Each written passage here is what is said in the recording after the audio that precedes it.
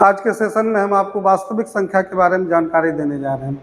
आपको पता होगा कि वास्तविक संख्या जो होता है वह परिमेय और अपरिमेय संख्याओं का संग्रह होता है, लेकिन हम लोग यहाँ पर आज वास्तविक संख्या के एक विशेष कॉन्सेप्ट के बारे में जानेंगे, जिसका नाम है यूक्लिड विभाजन प्रमेयिका और यूक्लिड विभाजन एल्गोरिथम। ठीक है, हम स्टार्ट करते हैं यूक्लिड विभाजन प्रमेयिका को। प्रमेयिका को हम लोग लेमा वर्ड से भी सूचित करते हैं। यहाँ पर प्रमेयिका को हम लेमा भी लिख सकते हैं, LEMMA। ठीक है, तो यूक्लिड विभाजन प्रमेयिका हमें क्या बताता है, इसका स्टेटमेंट क्या है कि यह सिद्धांतिक कथन है। इसमें एक दो धनात्मक पूर्णांकों a और b दिए रहने पर ऐसी अद्वितीय पूर्ण संख्याएं q और r विद्यमान है कि a बराबर बी क्यू प्लस आर, जहाँ 0 is less and equal to r less than b होता है। देखिए इसमें है क्या कि दो धनात्मक पूर्णांक मेरे पास a और b है, तो इसमें कंडीशन क्या लगा रहना चाहिए कि a is greater than b होगा। a जो होगा b से बड़ा होगा, मतलब a का मान बड़ा होगा, तो इसका मतलब b छोटा है। तो दो धनात्मक पूर्णांक a और b है, तो q और r हमें क्या होगा, एक दो यूनिक नंबर मिलेगा, है ना। तो यहाँ पर क्या है कि आपने देखा होगा कि चूंकि विभाजन एल्गोरिथम है तो भाग से संबंधित होगा, तो यहाँ पर अगर हम a में b से भाग दें तो मेरे पास भागफल प्राप्त होता है, जिसे q से सूचित करते हैं, और शेष जो प्राप्त होगा उसको r से।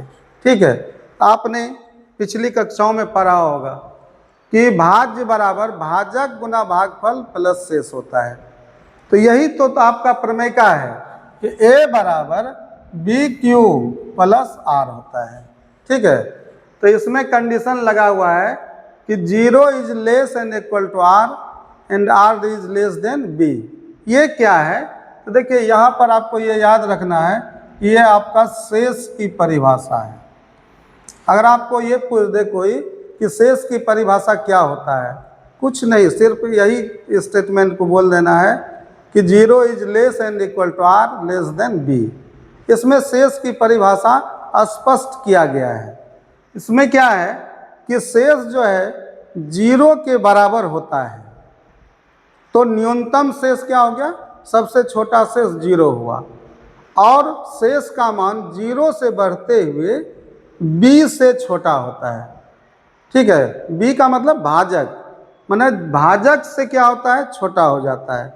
जैसे भाजक का मान, b का मान आपको 5 आ जाए तो r का मान क्या हो जाएगा, b का मान 5 होगा तो r का मान 0 हो सकता है, 1 हो सकता है, 2 हो सकता है, 3 हो सकता है, 4 हो सकता है, 5 से लेकिन छोटा होगा। ठीक है, इस चीज़ को तो आप समझ भी रहे होंगे।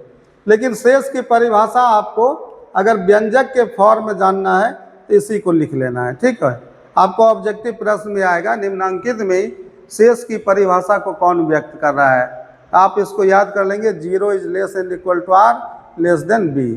ठीक है, चलो यहाँ पर प्रमेयिका जो है एक सिद्ध किया हुआ कथन होता है, और इसे एक अन्य कथन को सिद्ध करने में हम प्रयोग कर सकते हैं।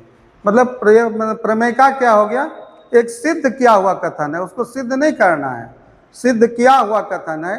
इसका मतलब प्रमेयिका एक सैद्धांतिक कथन है।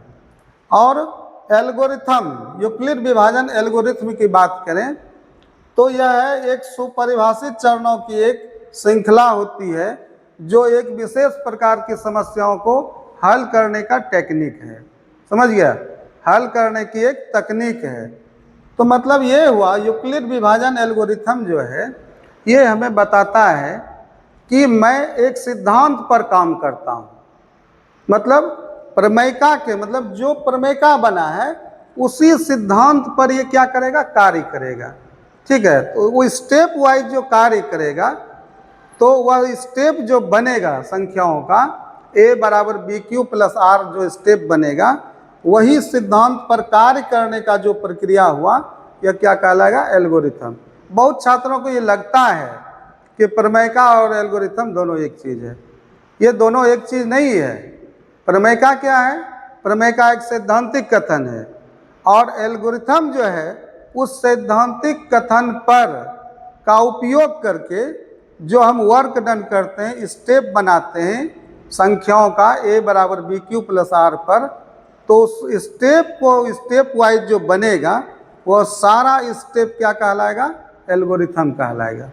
ठीक है, तो अंदर से प्रमेय का चलता है लेकिन बाहर जो दिखता है वह एल्गोरिथम है।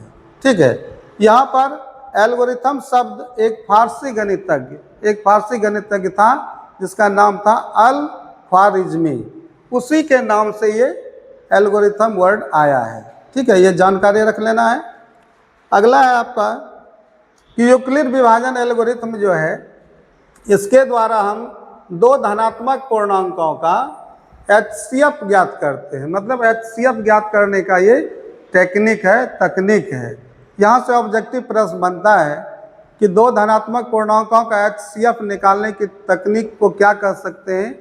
तो इसको हम लोग कहते हैं यूक्लिड विभाजन एल्गोरिथम, या यूक्लिड विभाजन एल्गोरिथम के द्वारा दो धनात्मक पूर्णांकों का क्या परिकलित किया जाता है, याद रखना है, उसका आंसर हो जाएगा HCF। ठीक है, अब यहाँ पर एक बहुत ही महत्वपूर्ण कॉन्सेप्ट है कि HCF ऑफ AB बराबर HCF ऑफ BR।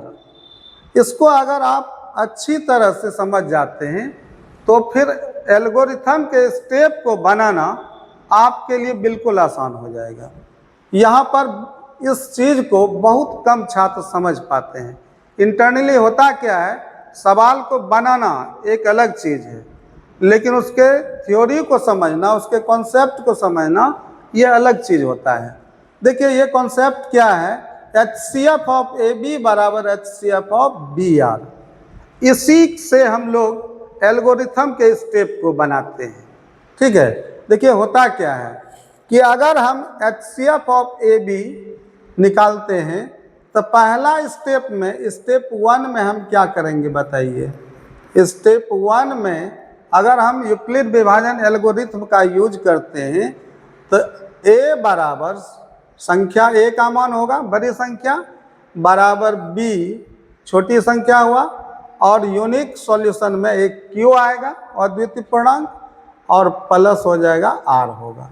ठीक है, चलिए ये संख्याओं के फॉर्म में लिखना है। चूँकि अगर ऐसा लिखा गया तो समझ जाइए A बराबर BQ प्लस R जो है ये प्रमेयिका है, लेकिन संख्याओं को इस तरह से अगर सजाया जाए स्टेप में तो ये क्या कहलाएगा? एल्गोरिथम कहलाएगा स्टेप में। तो इसके बाद अगला स्टेप जो बनेगा, आप अगला स्टेप की जानकारी यहाँ से प्राप्त कीजिए स्टेप 2 में कि क्या होना चाहिए। HCF ऑफ AB जब आप निकाल रहे हैं तो वह HCF ऑफ BR के बराबर होगा। मतलब ये स्टेप को बता रहा है कि अगला स्टेप जो होगा HCF ऑफ BR लेना है। तब अगले स्टेप में तो B और R का HCF निकालना है। यहाँ जो ये स्टेप बना है HCF ऑफ AB स्टेप है, जान लीजिए HCF ऑफ AB का ये पहला स्टेप है। अगला स्टेप जो बनेगा HCF ऑफ BR बनेगा, तो B यहाँ से यहाँ पर आ जाएगा, चूँकि बड़ी संख्या B हो जाएगा, R तो छोटा होगा उससे, तो यहाँ पर क्या हो जाएगा RQ हो जाएगा, प्लस एक अन्य संख्या, कोई अन्य संख्या क्या आ जाता है, मान लीजिए N है, जो यहाँ पर शेष बन रहा है। ठीक है, तो इस कंडीशन में जहाँ पर ये शेष 0 आ जाए, हो सकता है फर्स्ट स्टेप में भी शेष 0 आ सकता है कभी कभी, ठीक है ना, तो जहाँ पर शेष 0 आ जाएगा वहाँ पर का जो भाजक होगा, तो यहाँ का भाजक क्या हुआ B, और यहाँ के लिए भाजक क्या चल रहा है R। ठीक है, यही भाजक जो होता है यही मान HCF होता है। संख्याओं का HCF क्या हो गया? भाजक का मान। ठीक है, तो देखिए स्टेप जो बढ़ेगा, फिर यहाँ पर ये जान लीजिए, यहाँ जो है मतलब इंटरनली अगर थ्योरी में आते हैं तो ये आपका A बराबर BQ प्लस R है, तो फिर आपको R और N का अगला स्टेप बनेगा। ठीक है, R और N का अगला स्टेप बनेगा। यहाँ BR का बना, यहाँ पर RN का बनेगा। तो देखिए ये बढ़ते जाएगा इसी तरह स्टेप में। एक स्टेप से ही हमेशा आप समझिए HCF ऑफ AB बराबर HCF ऑफ BR। अंदर से AB संख्याओं का जो क्रम चलेगा उसका HCF BR के फॉर्म में लिखा जाएगा, दूसरा स्टेप बन जाएगा। आइए हम आपको एक एग्जाम्पल से इसको समझाते हैं। यहाँ पर यूक्लिड विभाजन एल्गोरिथम का प्रयोग करके संख्या 867 और 255 का HCF निकालना है। तो यहाँ जान लीजिए कि बड़ी संख्या को A लिखा जाएगा और छोटी संख्या को B लिखा जाएगा। इसका सॉल्यूशन हम करते हैं। यहाँ A बराबर 867 एंड B बराबर 255। ठीक है, यूक्लिड विभाजन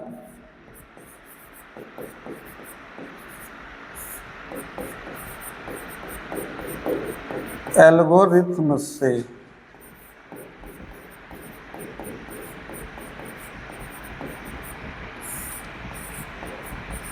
यूक्लिड विभाजन एल्गोरिथम से स्टेप 1 पहला चरण, चूंकि क्या बताया गया था, विभाजन एल्गोरिथम जो है वह सुपरिभाषित चरणों की एक चरणबद्ध श्रृंखला होगा, स्टेप वाइज लिखा जाएगा। तो देखिए A का मान A बराबर BQ प्लस R के फॉर्म में इस संख्या को निरूपित करना है।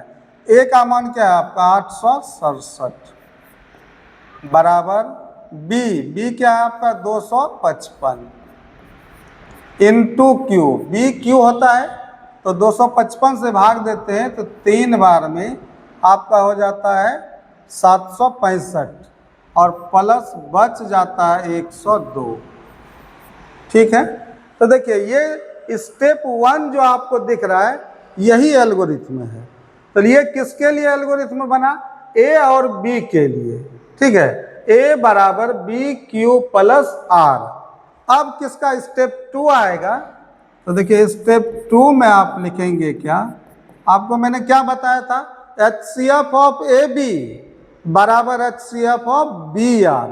अब HCF ऑफ किसका लेना है? BR का। तो देखिए B और R का HCF, तो B और R में, अब देखिए यहाँ B है यहाँ R है, लेकिन अगर ये दो संख्या है तो ये A है और ये B है, तो यहाँ पर क्या आ जाएगा, B आ जाएगा। A के स्थान पर 255 बराबर R क्या बन जाएगा, B बन जाएगा। 102 गुना 102 से भाग दीजिए 2 बार में 204 होगा प्लस 51 शेष बचेगा।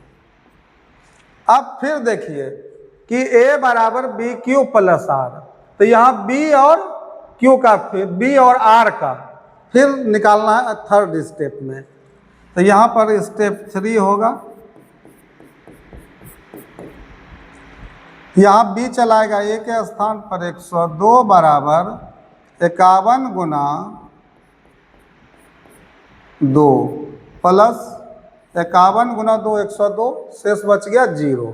ठीक है, तो मैंने क्या बताया था कि जिस स्टेप में शेष का मान 0 हो जाएगा वहीं पर हम रुक जाते हैं और उसी का B जो होता है, भाजक जो होता है, यही HCF का मान होता है। ठीक है, तो यहाँ पर लिखा जाएगा कि यहाँ शेष बराबर 0 है, अतः हम यहाँ रुक जाते हैं।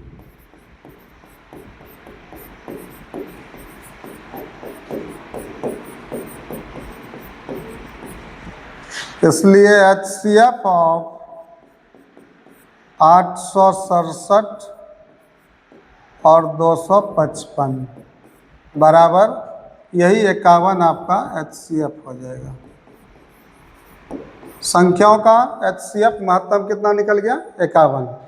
चलिए, यह वीडियो अगर आपको पसंद हुआ होगा तो आप इसे लाइक और शेयर करें, और इस तरह के एजुकेशनल वीडियो के लिए आप हमारे चैनल को सब्सक्राइब करें।